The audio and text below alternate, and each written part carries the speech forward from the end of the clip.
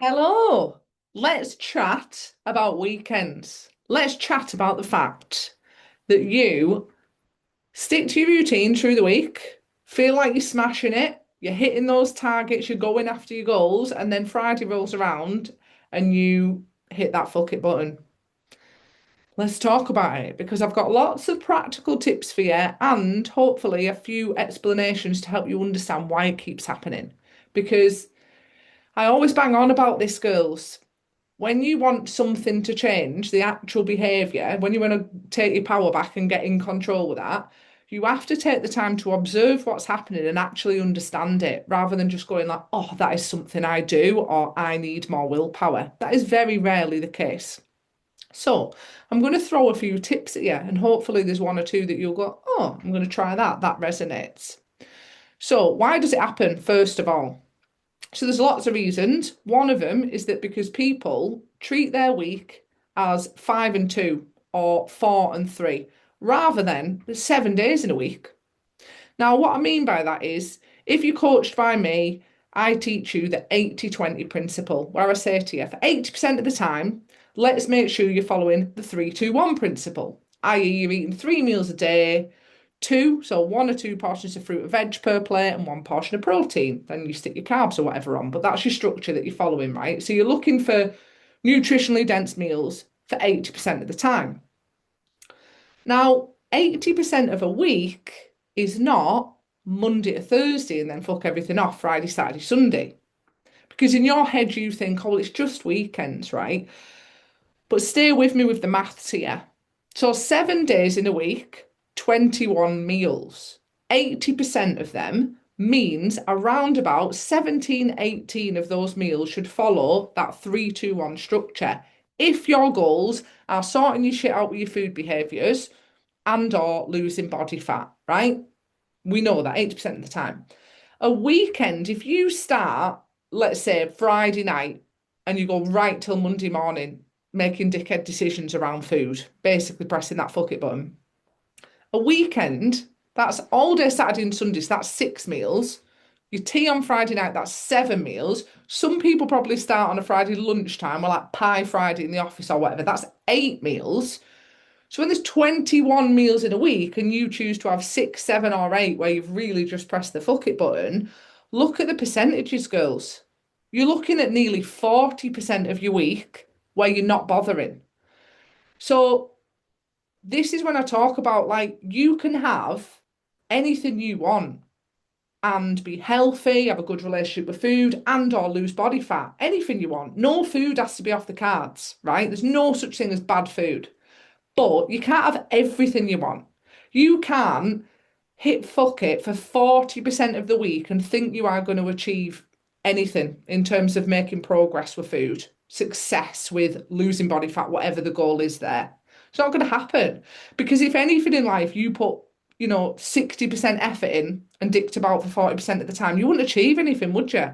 Like, when you say it like that, you're like, oh, it is actually 40% of my week that I'm just sacking it off. So that's kind of the why weekends derail you, like why you make no progress when you just sack everything off at weekends.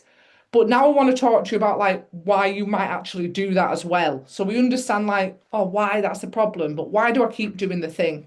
So these are the main reasons, right? So one, and 1 or 2 or 3 of these might relate to you. One is that you are probably being too restrictive through the week. So you're either trying to undereat or eat diet foods that you don't even like. And then at the weekend in your head, your brain's going mental for dopamine, thinking, I want all the yummy foods that I'm not allowing myself to have all week. So you're making that kind of like forbidden fruit or food that you use to like celebrate it's the weekend. So practical things you can do is not eat diet foods that you don't even like, not be too restrictive through the week with your calories, where you then feel like you're going to go beast mode at a weekend. Like make sure you're eating enough and you're feeling satisfied and you're enjoying food you actually like from Monday to Friday, so that you can carry on with that routine across the weekend. And also, this is something I told a one-to-one client recently because this was an issue that was coming up for her with like weekend mentality early on in her journey. So also I said to her, why don't you try having like a Chinese or a pizza on a Tuesday? And she was like, oh, and obviously she's early on in the journey, so she won't be saying this in 6 months, but she was kind of like, oh, well, because I see that as like a treat or bad food. Well, that's the problem. That is the problem.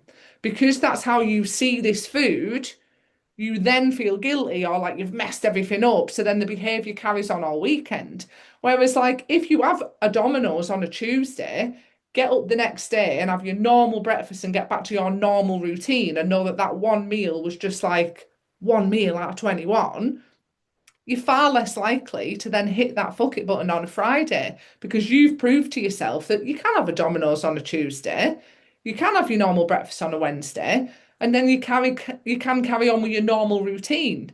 And then you might have something on Saturday lunchtime and have a normal tea on Saturday night. So it's about looking at the week as a whole as 7 days rather than as 4 and 3 and or 5 and 2.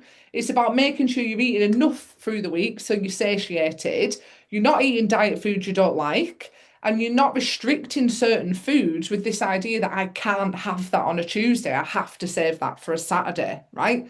So there's a load of advice for you to get cracking with. Other suggestions for you.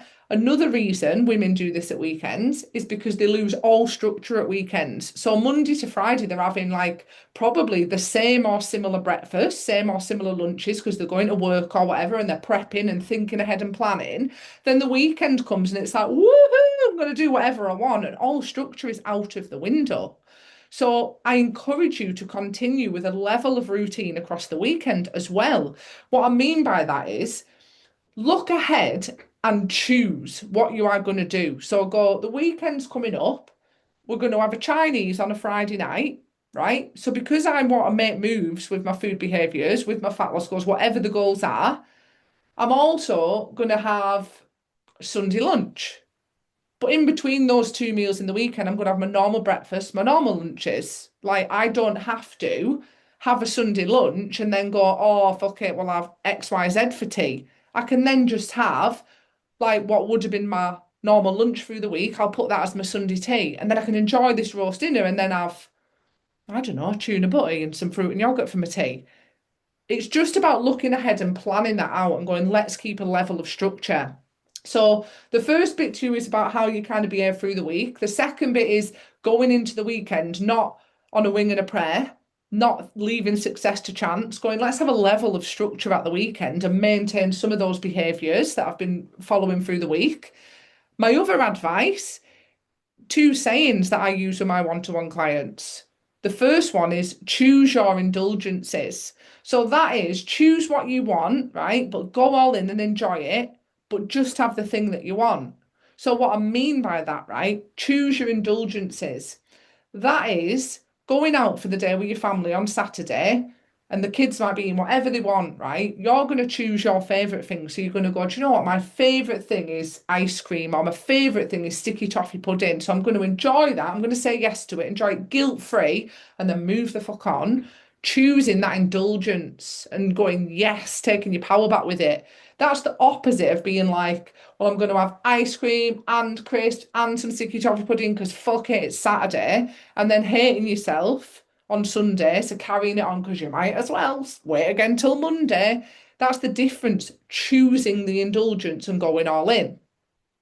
The other saying that I use a lot with my coaching clients is compromise over sacrifice. So, do we need to sacrifice by like not going for a meal out or not having a Chinese? No, that's restrictive. You're not going to sustain that behavior long term. You are sapping the joy out of your fucking life, right?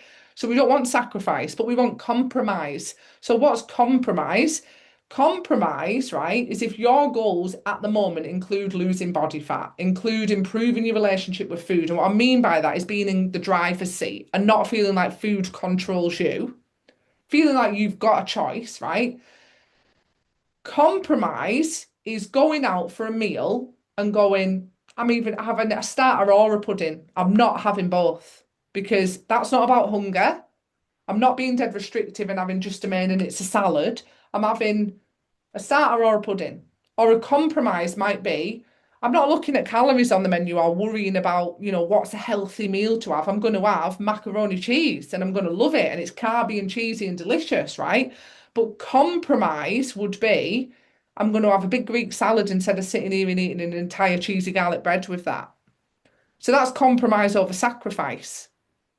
The last thing I want to add in, girls, is that sometimes, because you're not a robot, right? You're human, sometimes you will have the mac cheese and you will have the garlic bread.